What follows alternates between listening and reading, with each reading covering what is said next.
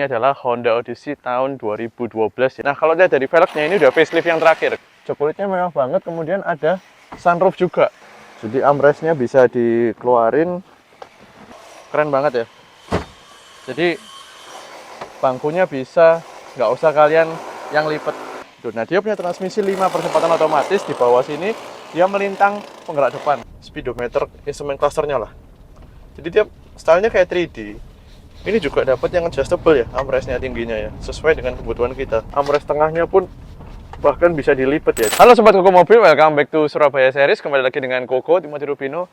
First time di channel kita dapat Odyssey yang generasi ini dan udah dapat yang last facelift, kondisinya begitu bagus. Penasaran dengan detailnya seperti apa? Ikutin terus video ini sampai habis.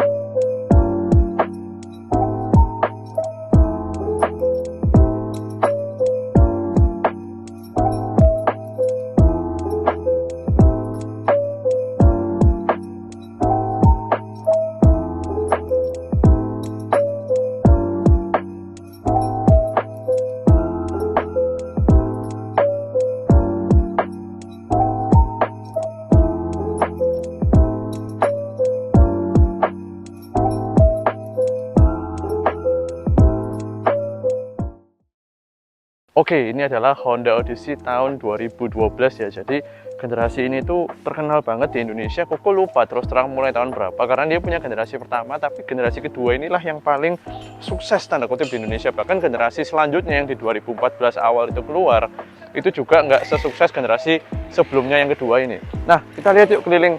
Ini warnanya hitam, ini tipe absolut ya, pastinya yang tertinggi. Nah, kalau lihat dari velgnya ini udah facelift yang terakhir, karena kalau yang 2008 dia masih pakai velg yang seperti Jazz yang VTEC tuh, Jazz GD yang VTEC, jadi hitam pakai laba-laba itu, jadi banyak garisnya. Kalau yang ini model bintang, serta di belakang dan di depan juga lampunya udah facelift. Nah, Koko terus terang nggak familiar sama sekali, karena Koko nggak pernah juga secara pribadi nih, bukan cuma Koko mobil, Koko juga nggak pernah masuk ke mobil ini ya. Jadi dari dulu pengen coba. Nah, sekarang bersyukur nih kita bisa coba di sini. Nah, jok kulitnya mewah banget ya. Jok kulitnya mewah banget, kemudian ada sunroof juga. Dan ini kondisinya, kamera boleh agak masuk yuk. Ini kondisinya bener-bener bagus banget ya. Dan bahan plafonnya serta sun visor semuanya ini bener-bener unik. Bahannya seperti kain yang dianyam, jadi bukan hanya fabric biasa, tapi juga bukan bahan bludru. Jadi unik banget, bener-bener nggak biasa. Kemudian di tengah sini dia itu pakai dashboard tuh ala-alanya itu kayak kayak minivan yang unik, seperti kita bisa bilang kayak Honda Freed yang double stack. Nah, ini tapi double stacknya lebih lebih curvy ya, jadi nggak selurus Honda Freed. Dia bentuknya lebih ke arah mewah, karena memang dia juga punya dimensi yang lebih panjang, sehingga desainernya juga punya ruang yang lebih untuk desain yang lebih nggak kotak-kotak, nggak harus efisien gitu, lebih indah, bisa lebih indah gitu. Nah, kemudian masuk baris kedua. Ini Koko pertama kali ini duduk. Oke, slidingnya bisa jauh banget ya, bisa sampai segini slidingnya. Kemudian mundur bisa sampai segini. Dan mobil ini tuh punya bangku baris ketiga ya, tapi hari ini kita nggak coba karena mobil ini kebanyakan itu dipakai untuk 2 baris aja gitu. Dan benar-benar kita bisa cek, oh ini ada armrest nih di sini. Jadi armrestnya bisa dikeluarin. Nah, armrestnya gede banget, jadi sama senderannya ini stylenya expander nih. Berarti mungkin expander bisa juga belajar dari sini. Dapat aura mewahnya. Terus ada AC. Jadi ini pasar Jepang mobil, tapi punya AC double blower. Aku nggak tahu ini khusus Indonesia atau enggak, tapi kalau lihat dari bentuknya, ini bentuknya cukup eksklusif di desain dan biasanya tidak untuk hanya satu market aja. Berarti kemungkinan banyak market juga yang pakai ini. Ya, tuh cakep. Nah, Koko jadi nggak sabar nyobain mobil ini, karena katanya sih beberapa info itu generasi kedua ini justru secara suspensi lebih enak dibandingkan generasi ketiga. Nah, Koko sedikit nggak percaya, karena jarang banget mobil dari satu generasi ke berikutnya itu benar-benar sebeda itu, sampai beberapa orang yang bisa bilang lebih bagus generasi sebelumnya. Nah, makanya aku pengen coba. Nah, sama seperti Odyssey generasi ketiga yang kemarin Koko sempat review, by the way itu udah laku juga Koko mobil ya, baru aja laku. Ini bangkunya juga sama, dilipat ke belakang. Jadi dia masuk di belakang, tapi yang fitur yang unik adalah nih ya, kita beresin dulu nih. Ini dia pakai elektrik, justru yang baru kan nggak elektrik ya.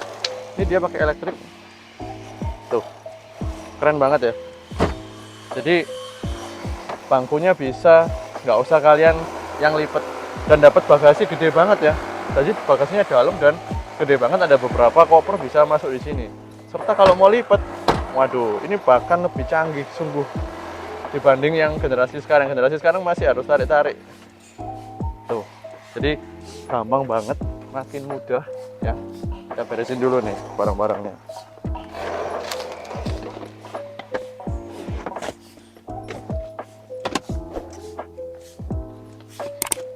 Dan kalau kursinya dilipat, benar-benar super leganya juga luar biasa. Nah, sebelum kita lanjut jalan, Koko mau nyobain dari bagian ruang mesin, kita cek dulu. Mohon maaf ya kalau suaranya agak berisik karena kita lagi ada di dekat proyek. Nanti setelah kita jalan juga akan lebih tenang ya. Nah, ini dia pakai mesin yang legendaris lagi nih. Pokoknya mobil Honda kalau gede-gede. Sebelum era turbo dia pasti pakai 2400 cc, atau kalau lebih upgrade lagi di North America rata-rata dia pakai mesin 3500 cc V6. Nah, ini mesin Koko nggak tahu power figure-nya berapa karena mobil ini kebanyakan dulu CBU ya. Alias nggak selalu lewat ATPM jualnya. Jadi banyak juga yang beli lewat importer umum, sehingga spec sheet atau brosurnya itu nggak langsung diberikan secara umum, publicity-nya nggak terlalu gede gitu. Mungkin sekitar 170 atau 80, 190 horsepower, kita nggak tahu karena K24 ini punya settingannya begitu fleksibel. Koko udah sering jelasin K24 seberapa bandelnya dan seberapa potensialnya power figures-nya.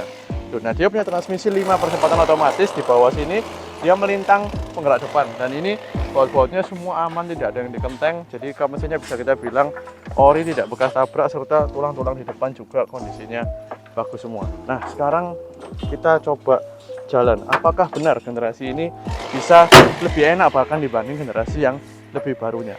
By the way, jangan lupa tekan tombol subscribe serta nyalakan tombol lonceng di channel Koko Mobil. Mampir juga ke Instagram dan TikTok kita, di sana juga fast respon koko.mobil. Yuk kita coba jalan mobil.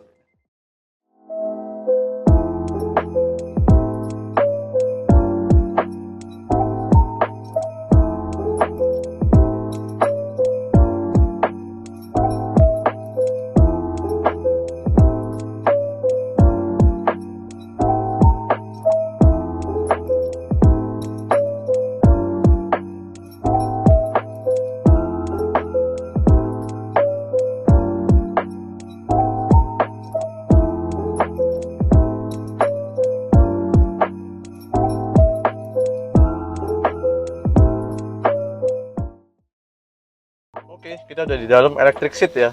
98.000, berarti pemakaian setahun kalau ngomong 11 tahun ya. Setahun 9.000 aja ya, nggak banyak. MPV yang dipakai dalam perkotaan gini. Wah, ini pertama kali yang paling kagum Koko itu dengan speedometer instrument clusternya lah. Jadi dia stylenya kayak 3D, kayak Honda pada zaman itu lah, 3D keren. Cuman ini lebih dalam lagi 3D-nya karena begitu jauh sehingga kesan 3D-nya itu begitu terasa. Jadi kedalamannya yang si RPM yang kanan kiri lah, itu bener-bener kerasa mewah. Dijamin kalau pada tahun itu paling kerasa modern ya. Ini mode Econ, kita matikan dulu mode Econ. Kita coba dulu powernya ya. Oh, settingannya dia lumayan agresif, jadi gampang downshift ke gigi 2 ya. Sampai di atas 40 pun gampang downshift ke gigi 2. Empuk sih ini empuk sih. Iya, cukup empuk. Ya, surprisingly nggak kayak Accord. Aku pikir dia lebih keras kayak Accord. Ini juga dapat yang adjustable ya, armrestnya tingginya ya, sesuai dengan kebutuhan kita. Mantap. Memang kelasnya beda ya, berarti kelas mewah. Itu ada rattle karena ada barang sih. Tapi overall barangnya juga nggak terlalu rattle, dikit banget lah rattle. Apalagi untuk sebuah Honda termasuk minim. Rasain dulu ya. Jadi untuk tahun segini steering rack-nya cukup cepat, ya rasionya cukup cepat. Menandakan dia Honda butuh lincah ya. Iya, empuk sih, empuk. Dan jauh lebih nggak goyang memang dibanding yang generasi 3. Generasi 3 mungkin karena format bodinya berbeda tinggi, sehingga maybe Honda harus learn lagi buat bikin setting suspensi yang pas dengan bodi setinggi itu ya.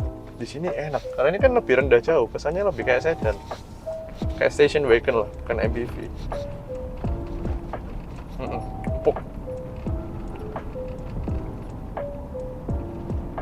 ya settingannya lumayan, jadi cukup kenceng kalau dipakai. Jadi ini overall kaki-kaki juga nggak ada bunyi ya, interior aja yang rattle sedikit-sedikit lah, namanya Honda, wajar tuh, empuk, pantingannya empuk nih Odyssey ternyata. Oke, sekarang udah dapat kesannya naik Odyssey generasi 2 first time, dan aku yakin barangnya sangat prima dari segi mesin, kaki-kaki, serta transmisi sesuai dengan standar yang ada di buku mobil ya.